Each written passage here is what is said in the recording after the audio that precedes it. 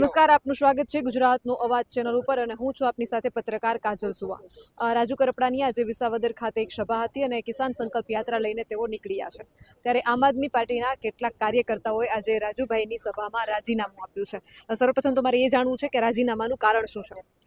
કારણ એક જ છે કે જ્યારે કોઈ પણ પાર્ટી ખેડૂતોના હિત કરતાં તેમનો રાજકીય સ્વાર્થ વધારે સાધતી હોય, જ્યારે ખેડૂતોનો હકનો અવાજ બનવાને બદલે પોતાનો રાજકીય રોટલા શેકતી હોય, ત્યારે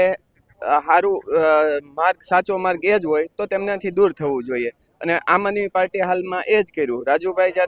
રાજુભાઈ એક નહીં, જ્યારે 83 ખેડૂતો જેલની અંદર ગયા ત્યારે પાર્ટીએ ખેડૂતોને મદદ કરવાની બદલે 108 દિવસ સુધી જુદી જુદી જગ્યાએ સભા કરી અને પોતાની ટીમ બનાવી, ના કે ખેડૂતોને મદદ કરી કે એ વહેલાહેર બારા નીકળી શકે, સમયસર બારા નીકળી શકે। આ વાત કરતા પાર્ટીએ પોતાની ટીમ બનાવવામાં પાર્ટીનો વિકાસ વિસ્તાર કેમ થાય એના ઉપર ધ્યાન આપ્યું, કે ના કે એ ખેડૂતોના પરિવાર સાથે શું દિશા થતી હોય છે।